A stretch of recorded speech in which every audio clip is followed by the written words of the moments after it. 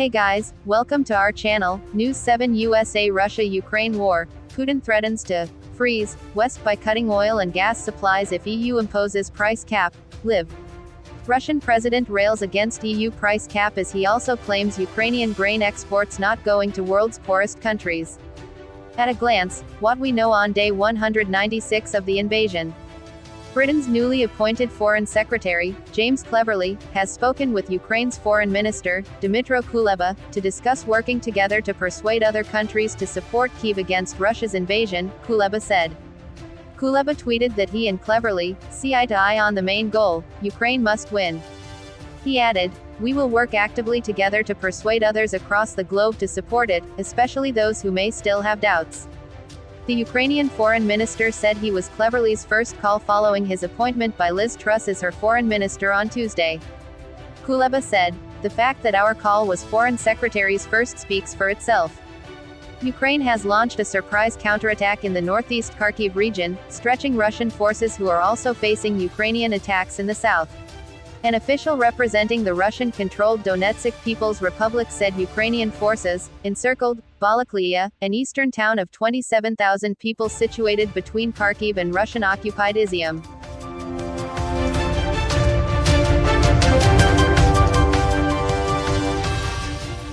Ukraine has claimed to have destroyed a key strategic bridge used by Russian forces in Kherson.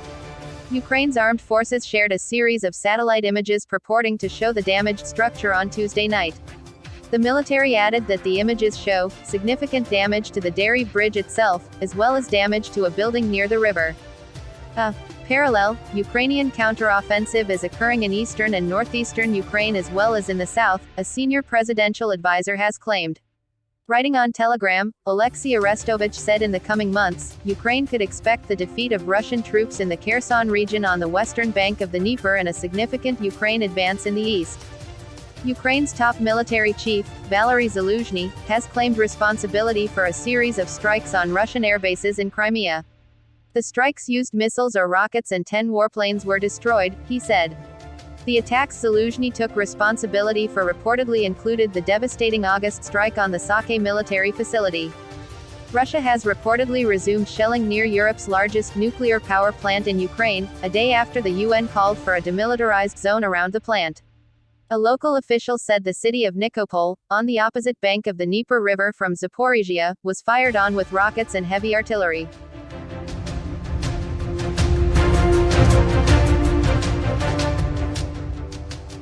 The report has not been independently verified. Ukraine is considering shutting down its Russian-occupied Zaporizhia nuclear plant for safety reasons, according to Kyiv's top nuclear safety expert. Oleg Korakov also expressed concerns about the reserves of diesel fuel used for backup generators. Ukraine's nuclear chief has said he would support the deployment of UN peacekeepers in the Zaporizhia nuclear power plant. Remarks by Petro Kotin, the head of Ukraine's nuclear agency Energoatom, came a day after the UN Secretary-General, Antonio Guterres, called for a demilitarized zone around the nuclear plant, involving the withdrawal of Russian occupying troops and the agreement of Ukrainian forces not to move in. The Director General of the International Atomic Energy Agency has warned we are facing a very grave danger as shelling continues at the Zaporizhia nuclear plant. In his first television interview since leading an expert mission to the Russian-held plant, Rafael Grossi said what was urgently needed was to establish a protection around the perimeter of the facility.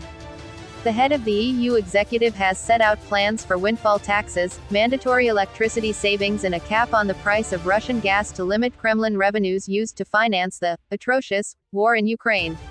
Ursula von der Leyen outlined a 5-point plan in response to an energy price crisis, driven by the Russian shutdown of the key Nord Stream 1 pipeline but exacerbated by the climate crisis and lingering effects of the COVID pandemic.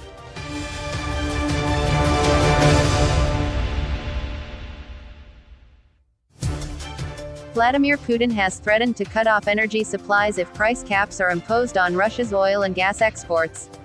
Russia would walk away from its supply contracts if the West went ahead with its plans, Putin said, warning that Russia would sentence the wolf's tail to be frozen. Germany is well placed to survive the winter despite turmoil in the energy markets, its Chancellor Olaf Scholz has said. Scholz vowed that Germany will keep moving, at great speed, to shed its reliance on Russia for power, adding that gas reserves were at over 86% capacity and would be used to heat homes, generate electricity and power industry. Russia's President Vladimir Putin will meet his Chinese counterpart Xi Jinping in Uzbekistan next week, according to a Russian official. The pair plan to meet on the sidelines of the Shanghai Cooperation Organization's summit in the Uzbek city of Samarkand on 15 to 16 September, Russia's ambassador to China Andrei Denisov told reporters. It would the first face-to-face between the two leaders since Putin ordered his troops to invade Ukraine in February. Lithuania, Latvia and Estonia have reached an agreement in principle to restrict the entry of Russian citizens traveling from Russia and Belarus, the Latvian foreign minister said. Edgars Rinkviks said the increase of border crossings by Russian citizens was a public security issue, also an issue of a moral and political nature. Thanks for watching this videos. Please subscribe our channel, News 7 USA, for more update news. You can leave your opinion about the video in the comments.